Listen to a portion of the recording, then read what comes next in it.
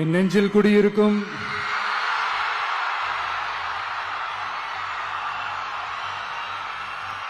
கரூர் சொந்தங்கள், உங்கள் அனைவருக்கும் என்னுடைய வணக்கம்.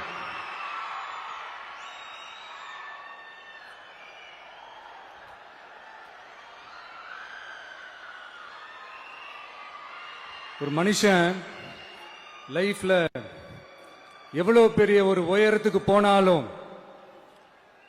மனசளவுல சில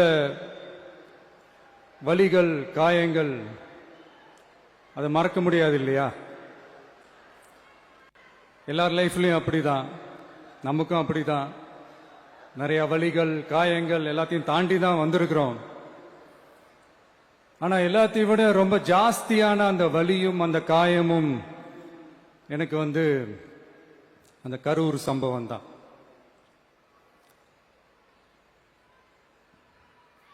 மக்களை சந்திக்கணும், மக்கள் பிரச்சனைகளை எடுத்து பேசணும். அதுக்காக தான் அந்த மக்கள் சந்திப்பு பயணத்தை தொடங்கி திருச்சி, அரியலூர், நாகப்பட்டினம், திருவாரூர், நாமக்கல், கரூர் அப்படின்னு சொல்லிட்டு போயிட்டு இருந்தோம். அரியலூர்ல அந்த மீட்டிங் முடிச்சுட்டு பெரம்பலூர் போறதுக்கு முன்னாடி அந்த பெரம்பலூர் போலீஸ் எங்களை அலர்ட் பண்ணாங்க. சரிங்க, கூட்டம் கொஞ்சம் ஜாஸ்தியா இருக்கு, லேட் ஆயிடுச்சு, வராதீங்க அப்படின்ட்டு. So we had no choice. Police சொன்னா நம்ம அதை ஒபே பண்ணி தானே ஆகணும். அதே நேரத்தில் பெரம்பலூர் மக்களோட அந்த சேஃப்டியும் மைண்ட்ல எடுத்துக்கிட்டு ஒரு மன வலியோடவே திரும்ப போயிட்டோம். அதுக்கப்புறம் பெரம்பலூர் தொகுதி மக்களுக்கு மன்னிப்பும் கேட்டோம். அதே மாதிரி நாமக்கல் அந்த மீட்டிங் முடிச்சுட்டு கரூர் வரும்போது அந்த கரூர் போலீஸ் எங்களை அலர்ட் பண்ணிருக்கலாம்ல.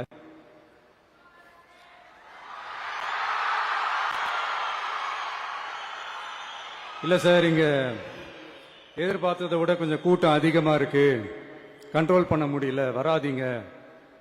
அண்ட் போலீஸ் நினைச்சா அவங்க அந்த மீட்டிங்கே கேன்சல் பண்ணலாம்.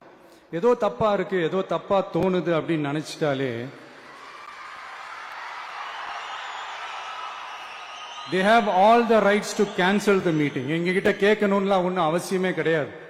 ஆனா அதையெல்லாம் எதுவுமே செய்யாம அந்த ஹைவேல இருந்து அந்த ஸ்பாட்டுக்கு போலீஸே எங்களை உள்ள கூட்டிட்டு வந்து விட்டு அந்த நாடகம்லாம் இருக்கு பாருங்க.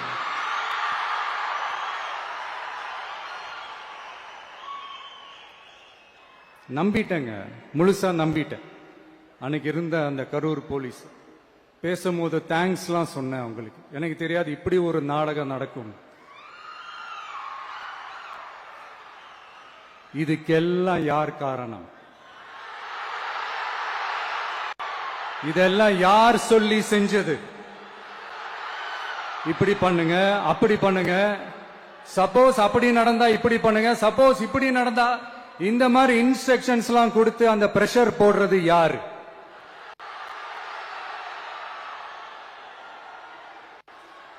அந்த சம்பவத்துல நம்ம யாரெல்லாம் இழந்திருக்கோம் தெரியுமா? ஒரு டிவியில என் படமோ பாட்டோ வந்துச்சுன்னா, அம்மா விஜய் மாமா, அம்மா விஜய் மாமா அப்படின்னு சொல்லி அவங்க அம்மா கிட்ட சிரிச்சுக்கிட்டு அந்த டிவி ஸ்கிரீனை போய் தொட்டு முத்தம் கொடுத்துக்கிட்டு என் அக்கா தங்கச்சிங்களோட தங்க பிள்ளைகளை இழந்திருக்கோம்யா. மழலை கூட சரியா வராதப்போ ஒரு பேப்பர் மேகசின்ல என் போட்டோவை பார்த்தா அது சிரிச்சுக்கிட்டு அந்த கள்ளங்கபடம் இல்லாத அந்த சிரிப்பு, அந்த கடவுள் மாதிரி இருக்கிற அந்த பச்சை பிள்ளைங்களை இழந்திருக்கோம்யா. என் அக்கா, தங்கச்சி, அண்ணன், தம்பி, குடும்ப உறவுகளை இழந்து அந்த வலியோட இருக்கிற என்ன நீங்க ஏளனமா பேசுறீங்களா? என் மேல பழிய தூக்கி போடுறீங்களா? இப்படி ஒரு சம்பவம் நடந்துருச்சு. இது ஏன், எதனால, அதுக்கான பின்னணி என்னன்ட்டு அந்த வலியோட வீட்டுல உட்கார்ந்துட்டு இருக்கிற ஓடி ஒளிஞ்சிட்டான் வர சொல்றீங்களா? வாயின்னு முன்ன இருந்தா என்ன வேணாலும் பேசுவீங்களா?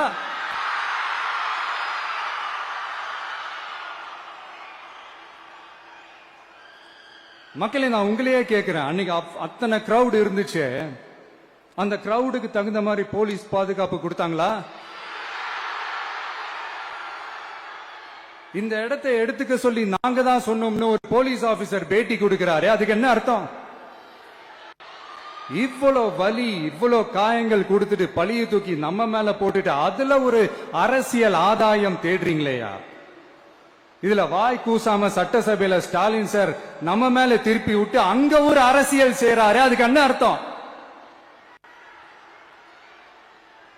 நமக்காக வந்திருக்கிற மக்களை காக்க வைக்கிறதுக்கு நான் ஒன்னும் ஆதாயம் தேடுற அரசியல்வாதி எல்லாம் கிடையாது. மக்களுக்காக அரசியலுக்கு வந்தவன் இந்த விஜய். எனக்காக எல்லாமும் கொடுத்த என் மக்களுக்காக எல்லாத்தையும் விட்டுட்டு மக்களுக்காக மட்டுமே அரசியலுக்கு வந்தவன் இந்த விஜய். அவங்களுக்காக நன்றி கடன் செலுத்துறதுக்காக மட்டுமே அரசியலுக்கு வந்தவன் இந்த விஜய். உங்களுக்கு தான் இந்த விஜய் பத்தி நல்லா தெரியுமே. ஆனா நம்ம எல்லாருக்குமே இத்தனை வலிகள் காயங்கள் கொடுத்தவங்களுக்கு இந்த 2026 தேர்தலில் தக்க பதிலடி கொடுத்துட்டீங்க. ஆனா அது மட்டுமே பத்தாது மக்களே, அது மட்டுமே பத்தாது. காலகாலத்துக்கும் எழுந்திருக்கவே முடியாத அளவுக்கு நிரந்தரமான ஒரு பதிலடியை நீங்க கொடுத்துக்கிட்டே இருக்கணும்.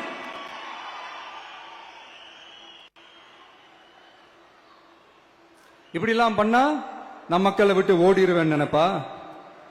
யார் என்ன ஓடினாலும் நான் மக்களை விட்டு எல்லாம் ஓட மாட்டேன். அன்னைக்கும் சொன்னேன், இன்னைக்கும் சொல்றேன், நாளைக்கும் சொல்றேன், தில்லா சொல்லுவேன், கெத்தா சொல்லுவேன். பணமா ஜனமா அப்படின்னு கேட்டா என் ஜனம் தான் எனக்கு முக்கியம்.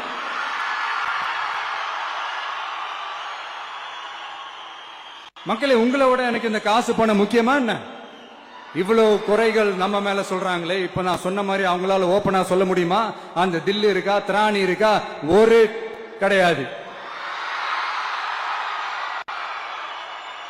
ஆனா நம்ம மக்கள் அமைச்சு கொடுத்த நம்ம அரச குறைகள் மட்டும் டிசைனா மாடல் மாடலா குறைகள் மட்டும் சொல்லுவாங்க. ஒவ்வொரு டிபார்ட்மெண்ட்லயும் அந்த பார்ட்டி ஃபண்ட், அந்த கட்சி நிதின்ற பேர்ல அடிக்கிற கொள்ளையெல்லாம் இந்த தீய சக்தியா இருக்கட்டும், தீந்து போன சக்தியா இருக்கட்டும், ரெண்டு பேரும் மாறி மாறி இதே தான் செஞ்சிட்டு இருக்கிறாங்க. இதுல ஒரு ஹைலைட் காமெடி என்னன்னா, சட்டசபையில பேசும்போது பார்ட்டி ஃபண்டுன்னு தான் சொன்னேன். அது எந்த பார்ட்டி, என்ன ஃபண்டு, யாரு, என்ன பேரு எதுவுமே சொல்ல. பார்ட்டி ஃபண்டுன்னு சொன்னவனை எடுத்தாங்க பாருங்க ஒரு ஓட்டம். எனக்கே ஃபர்ஸ்ட் புரியல, ஏன்பா ஓடுறாங்க? அப்படி என்ன நம்ம சொல்லிவிட்டோம்? அதான் அந்த குற்றம் உள்ள நெஞ்சுக்கு தான் குறுகுறேங்கும். இது எப்படி இருக்கு தெரியுமா? எங்க அப்பா பீரோக்குள்ள இல்ல, எங்க அப்பா பீரோக்குள்ள இல்ல அப்படின்னு சொல்ற மாதிரி. ஐயோ, ஏன் கேக்குறீங்க? இவங்களோட செம்ம கூத்தா இருக்குங்க, செம்ம ஃபன்னா இருக்கு. சென்னையில ஒரு பாலம் கட்டுறதுக்காக நார்மலா ஆகிற செலவை விட அதிக செலவுல, கிட்டத்தட்ட டபுள் மடங்கு செலவுல ஒரு டெண்டர் ஒன்னு விட்டுருக்கிறாங்க. அதையெல்லாம் தோண்டி எடுத்து அதெல்லாம் இப்போ கண்டுபிடிச்சு கேன்சல் பண்ணியிருக்கிறோம். இன்னும் எத்தனை கோடி ஊழல், எத்தனை லட்சம் கூடல் தோண்ட தோண்ட வருமோ எங்களுக்கே தெரியல. ஒவ்வொரு முகமுடியா கிழியுது. ஐயோ, இந்த விஜய் ஒவ்வொரு கதையா எடுத்து வெளியில விட்டுருவான் போலின்ட்டு திரும்புற பக்கம்லாம் கதறல் கதறல் கதறல். காதல் இருந்து ரத்தம் வராத குறை. ஆமா, இப்படி ஊழல்லே ஊறி போனவங்க இப்படிதான் இருப்பாங்க. இந்த 50-55 நாட்கள்ல அங்க செஞ்ச சில விஷயங்கள் சட்டசபையிலே எடுத்து சொன்னேன். பட் இங்க ஒரு சில விஷயங்கள் சொல்லணும்னு நினைக்கிறேன். இந்த மின்சாரத்துறையில இதுக்கு முன்னாடி போட முடியாம இருந்த அந்த பதவி உயர்வை இப்பதான் எங்களால போட முடிஞ்சது. அதுக்காக ஒரு அக்கா அழுதுகிட்டே ஒரு நன்றி சொன்னாங்களே, அதெல்லாம் உங்க கண்ணில் படாது அந்த வீடியோலாம். குறை சொல்றவங்களுக்கு அடுத்து லஞ்சம்லாம் ஒழிக்க முடியாது, ஊழல்லாம் ஒழிக்க முடியாது, அதெல்லாம் பிளட்டிலேயே ஊறி போய் இருக்கு அப்படின்னு சொன்னவங்க போய் ஒவ்வொரு கவர்மெண்ட் ஆபீஸா பாருங்க. ஒரு பைசா லஞ்சம் இல்ல, ஒரு பைசா ஊழல் இல்ல. வேலையெல்லாம் சும்மா டக்கு டக்கு டக்கு நடக்குது. ஒரு பெரியவர் ஒருத்தர் சொல்றாரு, தம்பி வேலையெல்லாம் நடக்குது, ஆனா அதையும் தாண்டி எங்களுக்கு மரியாதை கொடுக்கறாங்க தம்பி, உட்கார வச்சுலாம் பேசுறாங்க. இதெல்லாம் இதுக்கு முன்னாடி நடந்ததே இல்ல. அவனை போய் பாரு, இவனை போய் பாரு, இந்த ஆபீசரை போய் பாருன்னு சொல்லி அலைய விடுவாங்க. இப்ப லஞ்சம் இல்ல, ஊழல் இல்ல, வேலையெல்லாம் உடனே நடக்குது. மக்கள் அப்படி ஒரு பெருமூச்சு ஒண்ணு விடுறாங்க. அதை பார்த்து நமக்கு அப்படி ஒரு ஹாப்பினஸ். இதுக்கு மேல என்ன வேணும்? ஏன் இதெல்லாம் பண்ண முடியாது? மனசுன்னு ஒண்ணு இருந்தா பண்ணலாம். இப்ப பண்ணல. அதே மாதிரி இந்த எல்என்டி நிறுவனத்தோட 18,600 crore-க்கு 3 திட்டங்கள் அந்த ஒப்பந்தம் அந்த கையெழுத்து போட்டிருக்கிறோம். கிட்டத்தட்ட 8,200 பேருக்கு வேலை வாய்ப்பு. நான் சொல்றது அந்த 3 மாவட்டத்தை சேர்ந்தவங்களுக்கே அவ்வளவு வேலை வாய்ப்பு. குறுவை சாகுபடிக்காக 134 கோடியில அந்த சிறப்பு தொகுப்பு திட்டம் அறிவிச்சிருக்கிறோம் நம்ம விவசாயிகளுக்காக. இப்பவும் சொல்றேன், நம்ம விவசாய பெருமக்களே, உங்களோட இந்த அரசு கூடவே நிற்கும். பெண்கள் பாதுகாப்புக்காக சிங்கப்பெண் அதிரடி படை, அது உங்களுக்கு நல்லாவே முன்னாடியே தெரியும்.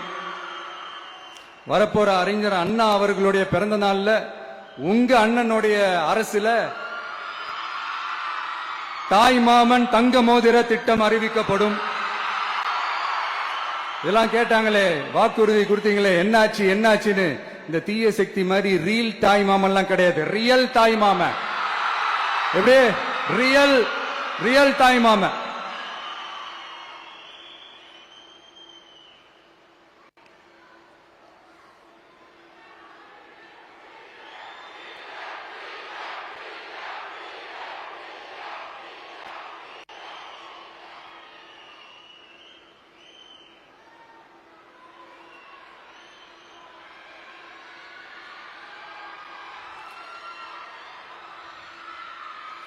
இந்த தீய சக்தியை பத்தி,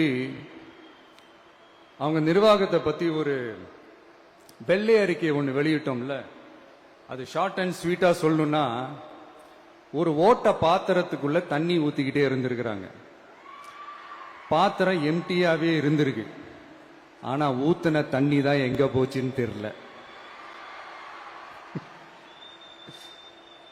கடவுளுக்கு தான் வெளிச்சம். அது மாதிரி இப்ப நம்ம சொன்னதெல்லாம் சும்மா ஒரு சாம்பிள் தான். இன்னும் வரப்போற நாட்கள்ல உங்க அரசனுடைய அந்த விஸ்வரூபத்தை நீங்க பாப்பீங்க. அடுத்து வாயத் தொடங்க சிஎம். அடாடா, உங்க சிஎம் நெஞ்சிலேயே குத்திட்டு வந்தீங்க பாருங்க, அதெல்லாம் வேற லெவல். பேசுங்க பேசுங்கன்றீங்க, பேசுனா எந்திரிச்சு ஓடிடுறீங்க.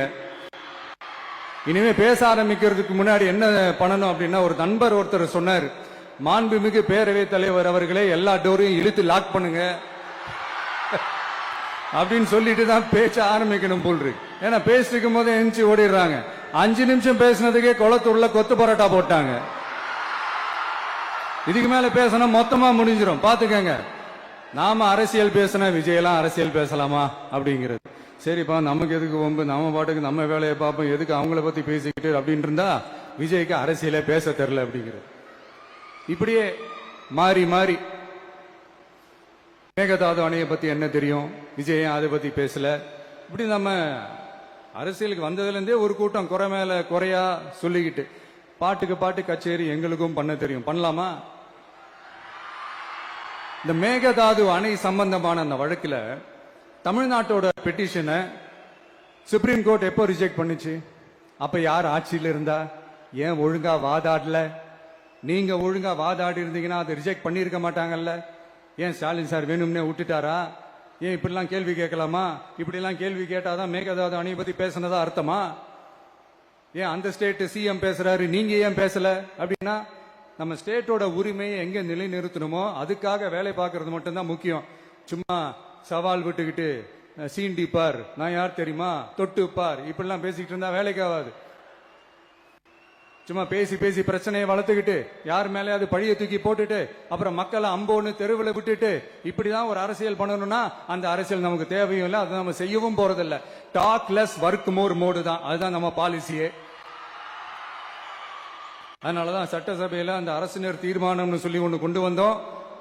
அது எப்படி டு டேக் இட் ஃபார்வர்ட், எப்படி கொண்டு போகணுமோ அதை சரியா செய்வோம். சென்ட்ரல் கவர்மெண்ட்ல இருந்து அந்த டீலிமிட்டேஷனை திரும்ப கொண்டு வர போறதா ஒரு பேச்சு ஒன்று அடிபடுது. யார் என்ன டீலிமிட்டேஷன் கொண்டு வந்தாலும் தமிழ்நாடு அது ஒத்துக்காது. நமக்கான இடத்தை யாரும் பறிக்கவும் முடியாது, அது பறிக்கவும் விட மாட்டோம்.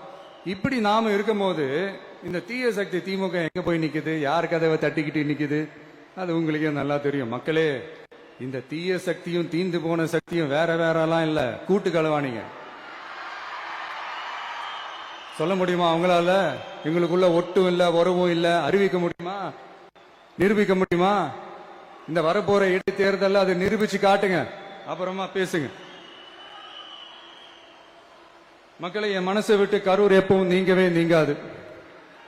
நமக்கு ஏற்பட்ட வேதனையான சம்பவத்தை, நமக்கு எதிராக நடந்த சதிய சூழ்ச்சிய இனி வர்ற ஜெனரேஷனும் அவங்களுக்கு தெரியப்படுத்தணும்ல. அதுக்காகவே இனி ஒரு அரசியல் சதிய, அரசியல் சூழ்ச்சிய யாரும் யோசிக்கவே கூடாதுன்றதுக்காகவே கரூர்ல ஒரு நினைவு சின்னத்தை நம்ம டிவிகே சார்பா அமைக்கப்படும் அப்படின்றத அறிவிக்கிறோம். அப்புறம் கரூர்ல இருந்து ஒட்டுமொத்த தமிழ்நாட்டு மக்களுக்கும் சொல்றேன், உங்க டிவிக்கு அரசு உங்களுக்காகத்தான் உழைக்கும். அடிப்படை வசதிகளை முதல்ல நிறைவேற்றணும். ஒரு பக்கம் நிதி நிலைமையை சரி செஞ்சுக்கிட்டே, இன்னொரு பக்கம் அப்படியே நாம சொன்னதுல பிரையாரிட்டி பார்த்து ஒவ்வொன்னா படிப்படியா நிறைவேற்ற ட்ரை பண்ணுவோம். இது எப்பவும் உங்களுக்கான அரசா தான் இருக்கும். இந்த விஜய் உங்க விஜயா தான் இருப்பான். நீங்க உரிமையோட உங்க கவர்மெண்ட்டை நீங்க அணுகலாம். இந்த தீய சக்தி ஆட்சி முடிஞ்சு பொட்டிக்குள்ள போனதுல இருந்து என்னென்னமோ பண்றாங்க, ஏதோ பேசுறாங்க, சோஃபாங்கிறாங்க, வாஷிங் மெஷினுங்கிறாங்க. இந்த அரசியல் வியாபாரம் பண்றதுக்கான அந்த வெண்டிங் மெஷினே அவங்க தான். யாரு? இந்த திமுக. இதுல நம்மளை பார்த்து வாஷிங் மெஷினுங்கிறாங்க. எலெக்ஷன்ல ஓட்டுக்கு காசு கொடுக்கிற அந்த கலாச்சாரத்தை, அந்த கல்ச்சரை அடிச்சு நொறுக்கி இருக்கிறோம். எலெக்ஷன்லயே அப்படி வேலை பார்த்த நாம, நமக்கு எதுக்கு இந்த குதிரை, கழுத, ஒட்டக பேரம் எல்லாம்? மக்களின் பக்கம் அப்படி இருக்கும்போது நமக்கு எதுக்கு இந்த பேரம் எல்லாம்? இந்த திருட்டு திமுக ஆட்சியை வச்சுக்கிட்டு ஊரடிச்சு ஒலையில போட்டு இந்த கொள்ளையை அடிச்சதுனாலதான் உங்க கரூர் கம்பெனி ஓனர் ஒருத்தர் எங்க எங்க இருக்காருன்னே தெரியாம ஓடு ஓடு ஓடு ஓடு ஓடு ஓடு ஓடு ஓடு வராம் பாரு வேட்டக்காரன் ஓடினே இருக்கிறாரு. இன்னொருத்தர் ஃபாரின்ல போய் ஒளிஞ்சுக்கிட்டாரு. ஃபாரின் ஸ்டாலின் சார் நினைச்சிட போறீங்க, அவர் இல்ல. எனக்கு எப்பவுமே ஸ்டாலின் சார் மேல ஒரு தனி பாசம் ஒண்ணு உண்டு. அவர் கிடையாது, இவர் வேற. சிங்கப்பூருக்கு செக்கப்புக்கு போனார்ல அவரு. இன்னும் தோண்ட தோண்ட எத்தனை பேர் மாட்ட போறாங்களோ தெரியல. உங்ககிட்ட யாராவது லஞ்சம் ஏதாவது கேட்டாங்கன்னா கொடுக்க முடியாது சொல்லுங்க, நான் இருக்கேன் உங்களோட. அப்படியே யாராவது போர்ஸ் பண்ணாங்கன்னா, இது எங்க மகன், எங்க புள்ள, எங்க அண்ணன், எங்க தம்பி, எங்க விஜய், எங்க விஜயோட ஆட்சின்னு ஸ்ட்ராங்கா சொல்லுங்க. மக்களை, நீங்க கூட இருக்கும் போது லஞ்ச ஊழல் மட்டும் இல்ல, அதிகாரத்தை வச்சு ஆட்டம் போடுற யாரா இருந்தாலும் அடங்கிடுவாங்க. இந்த கடமை, கண்ணியம், கட்டுப்பாடுன்ட்டு ஒரு காலத்துல கொள்கையோடு இருந்த கட்சியெல்லாம் இன்னைக்கு எப்படி இருக்கான்னு உங்களுக்கே தெரியும். அதாவது இந்த டிவிகே கட்சியோட தலைவரை எதிர்க்கிறதுல ஒரு நியாயம் இருக்கு. ஏன்னா உங்க பொழப்புல மண்ணள்ளி போட்டான். என்ன, இந்த ஊழல் லஞ்செல்லாம் பண்ண மாட்டேன்னு சொல்லி உங்க அரசியலே ஒரு தெருமுனைக்கு கொண்டாந்து விட்டான். மக்கள் வேற அவனை தான் நம்புறாங்க. சோ இந்த விஜயை எதிர்க்கிறதுல ஒரு அரசியல் நியாயம் இருக்குது, அது புரிஞ்சுக்கலாம். ஆனா இன்னைக்கு இந்த விஜய மக்கள் ஓட்டு போட்டு ஜெயிக்க வச்சு ஒரு தீர்ப்பை கொடுத்து மக்களுக்காக வேலை செய்யறதுக்காக முதலமைச்சரா உட்கார வச்சிருக்கிறாங்க. என்னமோ இன்னமும் நீங்க தான் ஆட்சியில் இருக்கிற மாதிரி. விஜய் கரூருக்கெல்லாம் போக கூடாது, விஜய் இங்க போக கூடாது, அது செய்யக்கூடாது, இது செய்யக்கூடாதுன்னு எனக்கு புரியலையே. ஆட்சியில் இருக்கும் போது தான் இவ்வளவு கட்டுப்பாடெல்லாம் போட்டீங்க, எஸ்ஓபிஸ் எல்லாம் போட்டீங்க, ஸ்டாலின் சார் ஆபரேட்டிங் ப்ரொசீஜர் எல்லாம் போட்டீங்க. இப்பவும் அதே பண்ணிட்டு இருந்தீங்கன்னா என்ன சார் நியாயம்? இல்ல, நான் தெரியாம தான் கேட்கிறேன். இன்னும் கனவுலயே இருக்கிறீங்களா? முதல்ல முழிச்சு வாங்க, ரியாலிட்டிக்கு வாங்க. உங்க ஆட்சி எல்லாம் வீட்டுக்கு போய் டிவிக்கேன்னு ஒரு ஆட்சி வந்து ரொம்ப நாள் ஆச்சு. ஒழுங்கா படி, ஒழுங்கா படி என்று சுப்ரீம் கோர்ட் ஓங்கி மண்டேலியே நறுக்கு நறுக்கு நறுக்கு என்று செம்மட்டியாலே அடிச்சும் இந்த திமுக முழிச்சுக்கல அப்படின்னா அப்ப கொஞ்சம் கஷ்டம்தான். வெற்றி தோல்வி எல்லாம் அரசியல் சகஜம் சார். அதுக்காகலாம் வெறி பிடிச்சி இந்த பதவி வெறி பிடிச்செல்லாம் அலைய தேவையில்லை. நல்ல விதமாவே சொல்றேன், நியாயமான அரசியல் பண்ணுங்க. ஓ, அதுதான் உங்களுக்கு தெரியாதுல்ல. இந்த தீய சக்தி திருத்தவும் முடியாது, அவங்களா திருந்துவாங்கன்னு பார்த்தா அதுவும் நடக்க போறதில்ல. அதனால வரப்போற இடைத்தேர்தல மக்களே, இந்த தீய சக்தி திமுகவை நல்லா வெச்சு வெளுத்து விடுங்க. கான்பிடண்டா இருங்க மக்களே, நல்லதே நடக்கும், வெற்றி நிச்சயம். மீண்டும் சந்திக்கும் வரை நன்றி, வணக்கம்.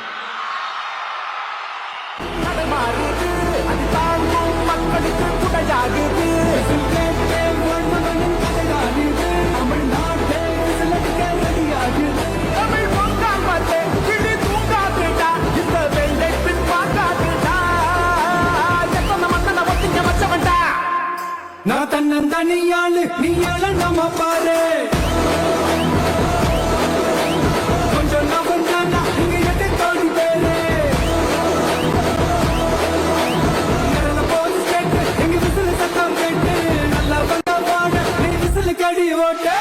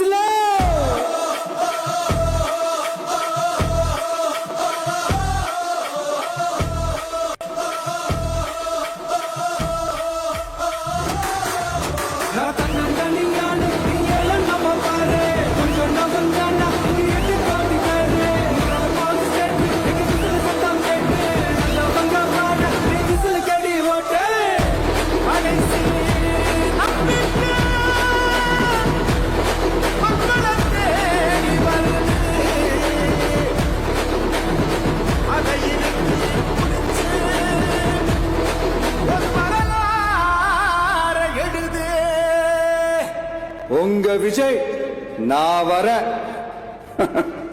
விசில் அடிக்க ரெடியா?